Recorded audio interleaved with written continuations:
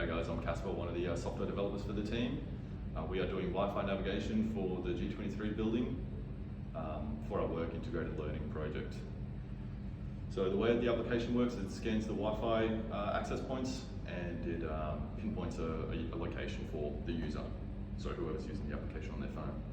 So currently it says I'm standing right in front of me here. We can pick a room and we can navigate to that room. So let's pick 240 on level 2, and it's figured out a path for us to take. So as we take this path, I'll talk about the technologies we've used. So we're using a fingerprinting method as opposed to other methods which we actually tried to implement prior to this one, which is we tried the triangulation, which is where you're pinging each access point and calculating a distance. We also tried the time of flight, but that was just unfeasible. It's basically just calculating the time that it takes to send a signal. And fingerprinting, we're basically just scanning the map, we're mapping up the floors, and we're basically searching for the best result, which we get compared to the results that you get on your phone.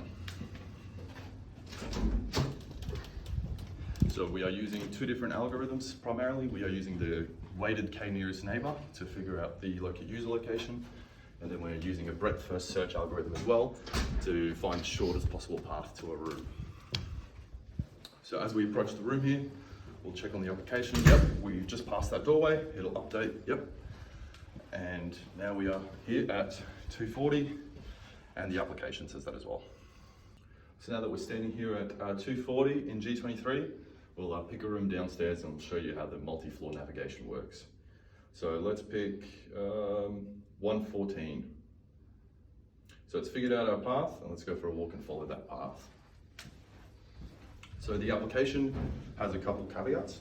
We have to choose between either fast updating, like quick, fast responsive results, or more accurate results. So we can get an average of a few scans, and then we have a more accurate result.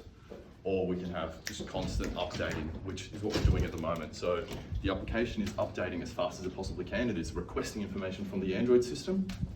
And then once it receives that information, it updates and it calls again and it scans again.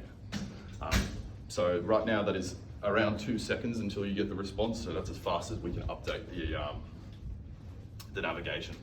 One way that you could battle this is if you have some sort of animation as you're walking, which would make it look smoother and look like it's updating more frequently. However, the problem with that is if you're walking in the wrong direction, it'll show the wrong animation. So as we navigate downstairs here, just a note, as we're coming down the stairs, the scan results get a bit iffy, just because we're going between floors. So we've navigated to the stairs and the application is telling us to go downstairs, so that's what we're doing right now.